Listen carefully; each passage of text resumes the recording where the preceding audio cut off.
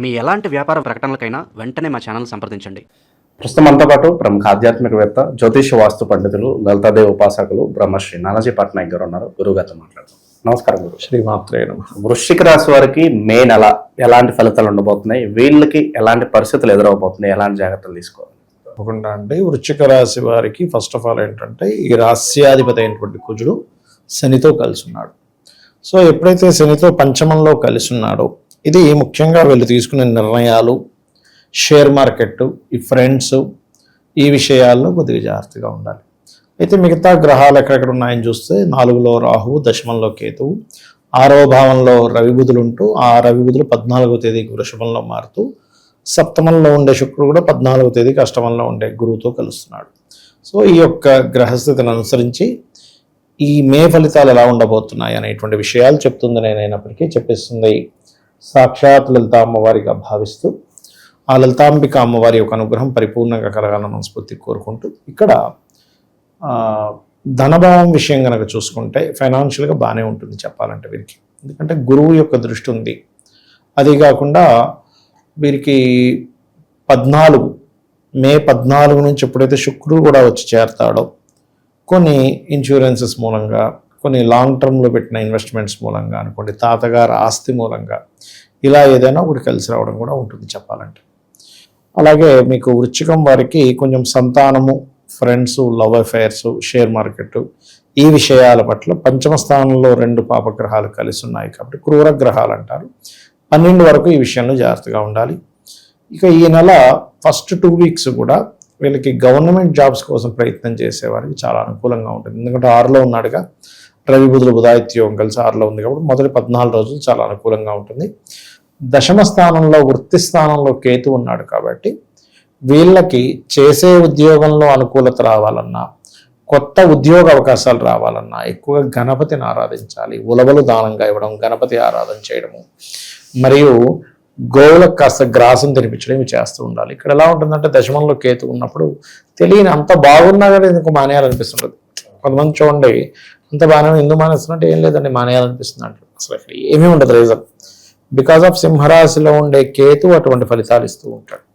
ఇక వీరికి వివాహ విషయాలు కనుక చూసుకుంటే మొదటి 14 రోజులు చాలా అనుకూలంగా ఉంది, సప్తమాధిపతి సప్తమంలో ఉండడం వల్ల. మరలా ఇంకోటి ఏంటంటే స్త్రీలకి ప్రత్యేకంగా విదేశీ సంబంధాలు కుదురుతాయి. ఈ సప్తమాధిపతి శుక్రుడు ఎప్పుడైతే ఇప్పుడు ఉండే కండిషన్ చూసుకుంటే అక్కడ ఉండే నక్షత్రాలు కూడా మనకి వృషభంలో, ఇది వృశ్చిక రాశికి మాట్లాడుకుంటున్నాం కానీ వృషభంలో శుక్రుడు ఉండే నక్షత్రాలు కనుక చూసుకుంటే మనకి రోహిణి అండ్ మృగశిర నక్షత్రాలు సంచరిస్తాడు. కాబట్టి దూరపు సంబంధాలు, విదేశీ సంబంధాలు ఇలాంటివే బాగా కుదురుతాయి చెప్పాలంటే వృశ్చికం వారికి. అండ్ తల్లిగారు చూసిన సంబంధం ఇలా అనమాట. ఫారిన్ కంట్రీస్లో ఉండేవారు, బిజినెస్ డీల్ మూలంగా పరిచయమైన కొంతమంది వ్యక్తుల వల్ల ఇలా ఉంటుంది. ఇక వీరికి ఉద్యోగ సంబంధించిన విషయంలో ఇంకా బాగుండాలి అంటే గనక ఓం మాణిక్య మకుటాకార జానుద్వయ విరాజితాయ నమః ఈ మంత్రాన్ని రోజు 45 నిమిషాలు కనుక చేసినట్లయితే బాగుంటుంది.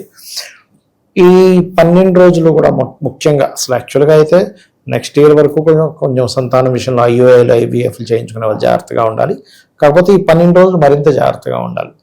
నిర్ణయం తీసుకునేటప్పుడు కూడా కొంత జాగ్రత్తగా ఉండాలి. కొత్తగా ఏవైనా ఇప్పుడు కొత్త ఎఫ్ఐఆర్ ఏర్పడడం, ఇప్పుడు ఎవరో ఏదో ఫ్రెండ్ అంటారు ట్విట్టర్లోనో ఫేస్బుక్లోనో, ఇటువంటి ఫ్రెండ్షిప్స్ విషయంలో కూడా చాలా చాలా చాలా కేర్గా ఉండవలసిన సందర్భం ఉంది. ఇక తాతగారి, తండ్రి గారి ఆస్తుల విషయంలో కొన్ని పాజిటివ్ ఫలితాలు వీళ్ళు పొందుతారు చెప్పాలంటే. గవర్నమెంట్ జాబ్స్ గురించి అయితే చెప్పాను అనుకూలంగా ఉందని. అండ్ ఇంకోటి ఏంటంటే ఈ 14 తేదీ వరకు ఉండే శుక్రుడు, సప్తమంలో ఉండే శుక్రుడు మాత్రం కొంచెం మొదటి 2 వారాలు కూడా వివాహం కోసం కొంచెం ప్రయత్నం కనుక చేయగలిగితే, కొంతమంది చూడండి 40-35 దేశాలు వచ్చేస్తాయి, 40-45 కూడా వస్తాయి, ఇంకా వివాహం అవ్వదు. అలాంటి వారికి కూడా ఇప్పుడుండే ఈ శుక్ర సప్తమంలో ఉండే శుక్రుడు యోగాన్ని ఇస్తున్నాడు కాబట్టి చూసుకోవాలి. శుక్రుడు కాబట్టి కొంచెం ఇష్టపడిన వారిని చేసుకోవాలనే విషయం మీద కొంత కుటుంబ సభ్యులతో కూడా కొంత ఘర్షణ వాతావరణం కూడా ఉంటుంది వీరికి చెప్పాలంటే. అయితే వీళ్ళు ఎక్కువగా చండీ పారాయణం చేయడము, ఆంజనేయ స్వామి ఆరాధన చేయడము, దక్షిణామూర్తి ఆరాధన చేయడము, అదేవిధంగా సుబ్రహ్మణ్య స్వామి ఆరాధన చేయడము, కాస్త గోవులకి బెల్లము, క్యారెట్స్ లాంటివి తినిపించడము, ఇవి అధికంగా చేస్తుండాలి. ఇది ఎంత చేస్తుంటే అంత బాగుంటుంది. కొంచెం ఏంటంటే ఆలోచనలు పంచమ స్థానంలో ఆలోచన స్థానంలో శని కుజులు కదా, ఆలోచనలు కొంచెం స్ట్రెస్ని ఇస్తూ ఉంటాయి. భయమట్ర బాబు తీవ్రంగా ఉన్నాయి ఆలోచనలు అన్నట్టు అనిపిస్తూ ఉంటుంది. కాకపోతే మీకు దగ్గరలో శివాలయం ఏదైనా ఉన్నట్లయితే శివాలయానికి వెళ్ళి అక్కడ కొద్దిగా అభిషేకం చేసుకోవడము ఇవి కనుక చేస్తూ ఉన్నట్లయితే ఖచ్చితంగా బాగుంటుంది. ఇక్కడ ఏంటంటేనండి, ఇప్పుడు ఉండేటువంటి గోచారం, దేశ గోచారం అనుకోండి, మీనంలో శని ఉన్నాడు కదా, ఇది ద్వాదశ రాశుల వారికి అందరికీ కూడా వర్తిస్తుంది. ఎందుకంటే శని ఎప్పుడైతే నీచ స్థానం వైపు ప్రయాణం చేస్తున్నాడో, అది కాకుండా కుజుడితో కలిసి ఉండి ఇలా ఉన్నప్పుడు ఏంటంటే ప్రతి ఒక్కరూ కూడా కొన్ని నియమాలు పాటించాలి. ఏమిటది? దానివల్ల ఏమవుతుందంటే వీళ్ళకి ఉద్యోగ విషయాల్లోని కొన్ని ప్రమాదాలు తప్పడం కానివ్వండి, కొన్ని నెగిటివ్ ఎనర్జీస్ తగ్గడం కూడా జరుగుతుంది. దీనివల్ల ఏం చేయాలి ఏంటి అంటే, నవగ్రహాలలో కుజుడు శని ఉంటారు కదా, కుజ శని గ్రహాల దగ్గర దీపారాధన చేయడము. వీళ్ళ జన్మజాతకంలో శని అంటే వాళ్ళ పర్సనల్ చార్ట్ ఉంటుంది కదా, శని ముఖ్యంగా మనకి ఉద్యోగానికి వ్యాపారానికి కారకుడు. కాబట్టి ఉద్యోగ వ్యాపారాలకి కారకుడైనటువంటి శని, అంటే బుధుడు కూడా వ్యాపారానికి కారకుడు అనుకోండి, బట్ కర్మకారకుడైన. కాబట్టి ఈ గ్రహం ఏ గ్రహాల చేత కలిసిందో చూడాలి మెయిన్గా. కొంతమందికి ఏంటంటే పాపగ్రహంతో, అంటే మామూలుగా కుజుడు కేతుతో కలిసి ఉంటే న్యాచురల్గానే ఇబ్బంది ఉంటుంది. కానీ అలా కాకుండా ఒక్కోసారి నీచపడ్డ గ్రహంతో ఉంటాయి, నీచపడ్డ బుధుడితో, నీచపడ్డ చంద్రుడితో, నీచపడ్డ గురువుతో, ఏ గ్రహంతో కలిసిందో ఆ గ్రహాన్ని కూడా చేసుకుంటూ ఉన్నట్లయితే వీళ్ళకి బాగుంటుంది. అయితే ఎవరికైనా ఉద్యోగంలో ఎదుగుదల లేదు అన్నప్పుడు ఓం మాణిక్య మకుటాకార జానుద్వయ విరాజితాయే నమః. ఇది ఎవరైతే ప్రతిరోజు 45 నిమిషాలు చేస్తారో, ఒక్క 40 రోజులు గడిచేసరికి వీళ్ళు చెప్తారు, ఎలాంటివి క్లియర్ అవుతాయి చెప్తా చూడండి. ఉద్యోగానికి వెళ్తున్నామండి కానీ సాటిస్ఫాక్షన్ లేదంటారు చూసారా, ఉత్సాహంగా వెళ్తాడు అక్కడి నుంచి. ఉద్యోగం వెళ్తున్నానండి కానీ అక్కడ ఉండే చుట్టుపక్కల అందరూ నెగిటివ్ పీపులే, ఎప్పుడు నేను కొంచెం ఖాళీగా కనబడితే నన్ను తట్టుకోలేరు, నాకు కొంచెం ప్రమోషన్ వస్తుంది అనుకుంటే నన్ను తట్టుకోలేరు, అలా ఉందండి పరిస్థితి అంటూ ఉంటారు. అటువంటి వాటికి కూడా ఈ మంత్రం పనిచేస్తుంది బ్రహ్మాండంగా. అది అలాగే కాస్త గోవులకి బెల్లం తినిపించడము. మీ ఇంట్లో ముఖ్యంగా ఈ ఉద్యోగ సంబంధించినటువంటి విషయంలో ఎవరికైనా మాటికి ఇబ్బంది జరుగుతుంది అంటే దక్షిణ భాగం పాడైందని అర్థం. అంటే సౌత్ సెంటర్లో ఎవరికైనా బాత్రూమ్స్ ఉన్నాయనుకోండి, అది ప్రమోషన్స్ని ఉద్యోగాన్ని ఇచ్చేటువంటి ప్రదేశం. కాబట్టి అక్కడ ఏదైనా వాష్రూమ్స్ అది ఉంటే ఆ వాష్రూమ్స్కి చుట్టూ కమోడ్కి ఒక కాపర్ కానీ మన బ్రాస్ పట్టి ప్రధానంగా వేసినట్లయితే కూడా వీళ్ళకి వాస్తురీత్యా వచ్చేటువంటి ఇబ్బంది కూడా తగ్గుతుంది చెప్పాలంటే. సో ఇవి చేసుకోవచ్చు.